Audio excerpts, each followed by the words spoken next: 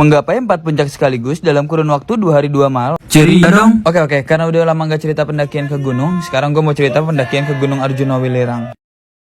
Sebenarnya pendakian Gunung Arjuna Welirang ini udah hampir 2 bulan lalu, karena guanya mager ngedit, akhirnya baru keedit sekarang deh. Tapi jangan bosen-bosen ya buat dengerin cerita perjalanan gua. Perjalanan gua mulai dari rumah Beng-Beng buat ke stasiun Bogor. Karena keberangkatan gua buat Semarang itu naik kereta, makanya gua harus ke stasiun Senen. Dari stasiun Bogor gua berangkat jam 3 sore, karena nanti bakal transit di stasiun Manggarai dan stasiun Jatinegara. Soalnya dari Bogor itu nggak ada yang langsung buat ke stasiun Pasar Senen, makanya harus transit dulu. Ya beginilah kalau naik KRL di jam-jam crowded. Karena kebetulan gua berangkat di jam pulang kerja, makanya jadi rame banget. Perjalanan dari Bogor buat ke Manggarai ini kurang lebih 1 jam. Ya beginilah naik KRL di jam-jam sibuk. Sampai-sampai nggak dapet celah buat ke stasiun Jatinegara. Makanya di sini gue harus nunggu sekitar 20 menitan. Setelah nunggu, akhirnya gue berangkat dan sampai di stasiun Jatinegara. Setelah sampai di Jatinegara pun gue masih harus nunggu buat ke stasiun Senen. Tapi nggak lama dan akhirnya gue sampai di stasiun Senen. Sampai di stasiun Pasar Senen itu sekitar habis maghrib. Dan di sini gue mau langsung cetak tiket kereta. Padahal keberangkatan itu masih sekitar 1 jam lebih. Setelah cetak tiket, di sini gue langsung sholat, makan dan belanja buat nanti di kereta. Tapi karena terlalu santuinya kita, hampir aja kita ketinggalan kereta. Pas banget 5 menit sebelum keretanya jalan, kita baru check in. Akhirnya kita di sini ngejar-ngejar kereta nih satu jalan. Sekarang kita udah di kereta dan waktunya untuk istirahat. Di dalam kereta pun kita nggak banyak rekam dan lebih banyak tidurnya. Nggak tahu nih di stasiun mana, pokoknya keretanya berhenti sekitar setengah jam. Ya udah, akhirnya kita turun buat sebentar. Singkat cerita, emang kita kebanyakan tidur di kereta. Akhirnya tiba-tiba udah pagi. Pas gua bangun pun kalau nggak salah udah di daerah Blitar, Jawa Timur. Oh iya, di sini gua ngambil kursinya di gerbong paling belakang. Alasan kenapa gua ngambil di gerbong paling belakang karena biar dapat view kayak gini nih. Cakep kan pemandangannya? Gue saranin kalau ngambil kereta mendingan bagian paling belakang deh. Oh iya, di sini gua ngambil kelas ekonomi. Awalnya gue mau ngambil kelas eksekutif, tapi karena Devinya kerja dulu, akhirnya cuma ada kelas ekonomi. Ya udah deh, nggak apa-apa. Coba bayangin sama kalian dengan duduk di kursi tegak dari Jakarta sampai Malang. Capek banget, capek, sumpah dah. Akhirnya setelah 14 jam duduk di kereta dengan kursi tegak, kita sampai juga nih di stasiun Malang. Akhirnya setelah 4 tahun lalu, gue sampai lagi nih di stasiun Malang. Setelah keluar stasiun, di sini kita langsung cari makan. Di sini gue pesen soto dan anehnya sotonya itu langsung dicampur sama nasi. Tapi jujur ini enak sih dan harganya juga murah. Setelah perut keisi, sekarang gue mau berangkat ke kosannya Mas Alan. Dari stasiun Malang buat ke kosan Mas Alan itu setengah jam, makanya kita memutuskan buat menggunakan GrabCar. Ternyata seenak ini ya jalanan di Malang, gak terlalu macet jalanannya. Setelah setengah jam di perjalanan, akhirnya kita sampai juga nih di kosan Mas Alan. Oh iya, pertama kali gue ketemu Mas Alan itu di Gunung Rinjani. Kebetulan waktu itu kita satu base camp dan naiknya juga bareng. Ya begitulah naik gunung, kita bisa punya teman di mana-mana jadinya. Setelah sholat Jumat rapi-rapi dan membeli sisaan logistik yang belum dibeli, di sini kita melanjutkan perjalanan buat ke base camp Arjuna via Sumber Berantas. Perjalanan dari kosan buat ke base camp itu kurang lebih 1,5 jam. Bagaimana dengan keseruan di pendakian Gunung Arjuna Welirang? Ditunggu di part selanjutnya ya. Bye bye.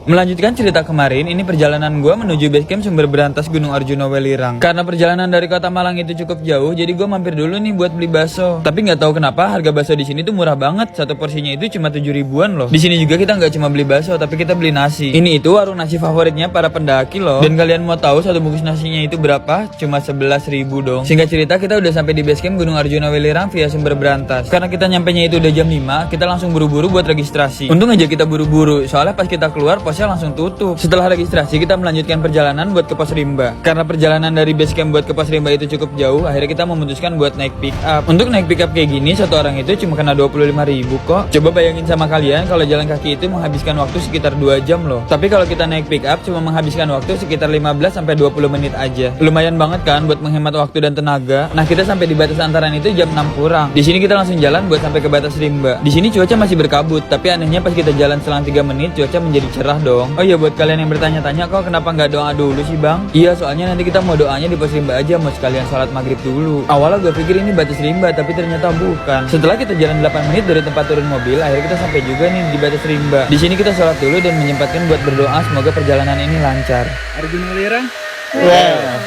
Perjalanan dilanjut di jam 6.15 setelah kita semua selesai sholat maghrib. Dari batas Rimba buat sampai camp area itu kurang lebih sekitar 4 jam. Dari pos Rimba buat sampai ke pos 1 itu kurang lebih 15 menit. Dengan trek yang didominasi landai. Akhirnya kita sampai juga di pos 1. Di pos 1 ini kita istirahat kurang lebih 10 menit. Setelah dirasa cukup, kita melanjutkan perjalanan lagi buat ke pos 2. Untuk jalur dari pos 1 ke pos 2 masih sama kayak dari batas vegetasi sampai ke pos 1. Untuk jalurnya sih masih bisa dibilang landai, cuma bedanya ini agak lebih jauh aja. Nah, buat kalian yang bingung kenapa gue berani naik ke Gunung Arjuna ini malam-malam, Yang padahal gue sendiri itu belum tahu jalurnya seperti apa. Jadi kita itu diantar sama Mas Alan karena dia udah beberapa kali ke Arjuna Welirang. Jadi maka dari itu kita itu pede buat trekking malam. Jadi buat kalian mending gue saranin trekking pagi atau siang aja deh. Ya minimal harus ada yang berpengalaman kalau emang kalian mau trekking malam. Setelah trekking dari pos 1 kurang lebih 1 jam 10 menit, akhirnya kita sampai juga nih di pos 2. Di sini kita break kurang lebih 15 menit karena perutnya Devi agak terasa sakit lagi sih katanya. Setelah dirasa perutnya udah agak membaik, akhirnya kita melanjutkan perjalanan lagi buat ke pos 3. Untuk trek dari pos 2 sampai ke pos 3, jalannya udah agak mulai menanjak. Sebenarnya di sepanjang perjalanan kita lebih banyak bercandanya sih. Ya biar suasananya agak lebih sedikit cair aja sih, nggak kaku-kaku banget lah. Di sini kita memang selalu nanya sama kondisinya Devi, kalau emang mau istirahat kita istirahat aja. Jadi pendakian kita itu emang santai. Ya walaupun itinerary itu kita buat, tapi itu hanya sebuah patokan kok. Jadi menurut gua teman yang harus diutamakan, bukan waktu yang harus dikejar-kejar. Setelah istirahat, akhirnya kita melanjutkan perjalanan lagi. Nah ini tanjakan terjal sebelum menuju pos 3. Akhirnya setelah perjalanan 50 menit dari pos 2, akhirnya gue sampai di pos 3. Di sini kita ketemu sama pendaki yang dimana dia mau ngecamp di pos 3. Di pos 3 kita break kurang lebih 20 menit sekalian sebat-sebat santuy. Setelah dirasa breaknya cukup, akhirnya kita melanjutkan perjalanan lagi buat ke pos 4. Nah pos 4 itu camp area ya. Nanti kita bakal ngecamp di situ kok. Setelah jalan kurang lebih 12 menit dari pos 3, akhirnya kita sampai di Rembesan. Nah Rembesan ini yaitu lubang yang tembus dari kawah Welirang. Makanya suhu di sini tuh agak lebih sedikit hangat. Makanya di sini cocok buat tempat ngebreak. Dari Rembesan kita lanjutin lagi perjalanannya. Perjalanan dari pos 3 ke pos 4 itu emang cukup PR sih menurut gua. Apa karena tenaganya udah mulai kekuras kali ya, jadi kerasa capek. Tapi di satu sisi treknya kayaknya emang udah lebih nanjak deh. Di sini gue selalu nanya sama Mas Alan, pos 4 itu masih jauh nggak sih Mas? Terus dia jawab kalau udah lewat dari Rembesan itu tandanya udah nggak terlalu jauh kok. Tapi ternyata tidak. Ternyata dari Rembesan sampai ke pos 4 itu kurang lebih 1 jam. Akhirnya kita sampai di camp area itu jam 10 lewat 5. Di sini kita langsung nyari tempat camp dan langsung ngediriin tenda. Singkat cerita tenda udah jadi dan kita langsung makan deh. By the way ini bekal yang kita tadi beli di jalan. Dan ini cuma 11.000 loh. Setelah makan di sini kita langsung istirahat. Karena ceritanya masih panjang, gue sambung di episode berikutnya ya. Bye bye. Karena semalam dingin banget, daun di luar tenda aja sampai pada berkristal. Di hari pertama ini kita akan melakukan summit ke Gunung Arjuno. Karena mendengar cerita orang kalau trek ke Gunung Arjuno ini lebih berat, maka dari itu puncak Arjuno lah yang pertama kita daki. Karena semalam trekking malam dan kita pun kurang istirahat, jadinya kita kesiangan semua. Niat bangun jam 4, jam 6 baru pada bangun semua. Alhasil kita memulai trekking itu di jam 7 pagi. Padahal orang-orang kalau summit ke puncak Arjuno itu banyak yang dimulai dari jam 4 pagi. Dengan alasan kalau udah siang di puncak Arjuno itu panas banget. Emang dasar kita tim santuy, mau di puncak panas juga nggak ngaruh, orang kita bawa sunscreen kok. Nah siapa nih yang kalau ke gunung wajib banget bawa sunscreen? Kalau gue pribadi sih sekarang kalau naik gunung selalu bawa sunscreen. Sebenarnya bukannya buat gaya ataupun lebay, tapi buat meminimalisir muka gosong dan meletak-meletak nanti pas pulang. Oh iya, ngomongin jalur, dari Lembah Lengkehan sampai ke Lembah Kotak itu, dia masih tergolong santuy. Pokoknya treknya itu melipirin punggungan puncak kembar 2. Ya kurang lebih 30 menit lah dikasih landai kayak gini sampai ke Lembah Kotak. Buat sampai ke Lembah Kotak mah insya Allah lah, kaki juga masih aman. Nah lihat, nanti kita bakal naik ke punggungan yang itu. Kalau udah ketemu turunan kayak gini, tandanya udah gak terlalu jauh buat sampai ke Lembah Kotak. Setelah jalan 35 menit tanpa berhenti dari Lembah Lengkehan, akhirnya sampai juga nih di Lembah Kotak. Padahal Lembah Kotak ini sabana, tapi kita nggak boleh mendirikan tenda di sini. Mitosnya kalau Lembah Kotak ini tuh sebenarnya gerbang. Keluar dari situ, mungkin di sini tuh masih banyak hewan liar kalau malam. Makanya kita tuh dilarang ngediriin tenda di Lembah Kotak dan di sekitarnya. Lewat sedikit dari Lembah Kotak, nanti kita bakal ketemu persimpangan antara jalur Sumber Beratas dan jalur Tretes. Lewat dari persimpangan, treknya bisa disebut kurang ajar. Kok bisa gitu bang? Iyalah, treknya dari sini tuh udah mulai nanjak dan berdebu banget. Pokoknya buat kalian yang nanti bakal naik ke Arjuno, kalau misalkan masih musim panas nih wajib banget bawa masker ataupun bawa buff. Oh iya, gue ingetin lagi pokoknya nanti ya, karena kalau sekarang itu gunungnya masih ditutup pasca kemarin kebakaran. Entah itu ulah manusia ataupun faktor alam, tapi sayang banget sih hutan secantik ini harus kebakaran.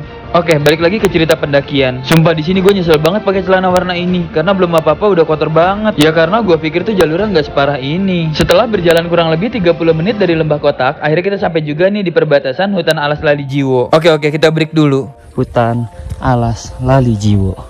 Mungkin nama Alas Lali Jiwo ini sudah tidak asing lagi bagi para pendaki, apalagi bagi masyarakat Jawa Timur dan sekitarnya. Alas Lali Jiwo dapat diartikan ke dalam bahasa Indonesia yaitu hutan lupa diri. Kenapa bisa dinamain seperti itu? Konon katanya kalau pendaki lewat sini tuh bisa lupa diri. Terlebih untuk orang-orang yang mempunyai niat jahat dan melanggar aturan-aturan yang ada di hutan ini. Untuk larangannya sendiri yaitu pendaki dilarang trekking maghrib di hutan ini. Untuk tidak menggunakan baju warna merah, jumlah rombongan tidak boleh ganjil, tidak boleh berkata kasar, dan tidak merusak situs peninggalan yang ada di Gunung Arjuno. Di balik itu semua, percaya atau tidak percaya, kita harus tetap menghormatinya dan berperilaku sopan dimanapun kita berada. Oke, sekarang kita balik lagi ke cerita pendakiannya. Di hutan alas Lali Jiwo ini kita udah berjalan kurang lebih 1 jam, tapi kayak nggak mau sampai-sampai ya. Emang sih tanjakannya nggak udah. Setelah berjalan kurang lebih 1 jam 30 menit, akhirnya ketemu jalan landai juga nih. Dari jalan ini view-nya udah kebuka dan cantik banget, masya Allah. Dan di sini kita break cukup lama, kurang lebih 30 menit. Setelah break yang cukup lama, kita melanjutkan perjalanan lagi buat ke Pasar Dieng. Dari tempat kita break tadi buat sampai ke Pasar Dieng itu cuma 15 menit. Di Pasar Dieng ini udah nggak ada pohon yang gede lagi, jadi bener-bener panas banget.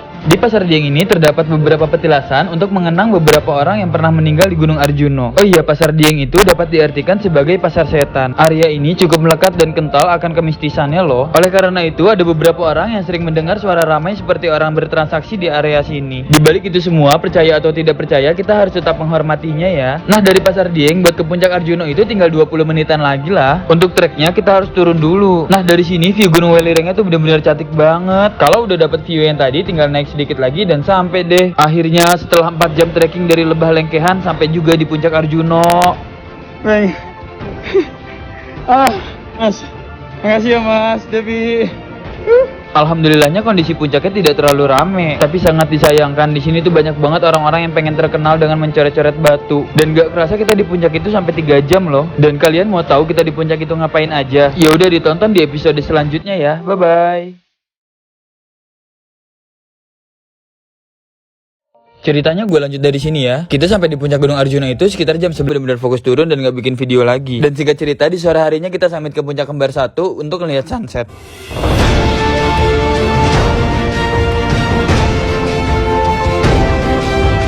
Bener-bener cantik banget kan sunsetnya. Dan semakin sore tuh lautan awannya semakin cakep. Karena kondisinya juga udah semakin gelap, akhirnya kita melanjutkan buat turun ke tenda. Turun dari puncak kembar 1 buat sampai ke tenda itu kurang lebih 10 menit. Untuk kondisi treknya itu berpasir dan ini tuh bener-bener licin banget. Setelah 10 menit dari puncak kembar 1, akhirnya kita sampai juga nih di tenda. Di malam kedua ini kondisi gue bener-bener ngedrop. Sakit kepala, asam lambung naik dan juga menggigil. Di sini gue nggak ikut bantu masak dan yang masak itu Mas Alan dan Beng Beng. Gimana kelanjutan ceritanya ditunggu di episode selanjutnya ya. Bye bye.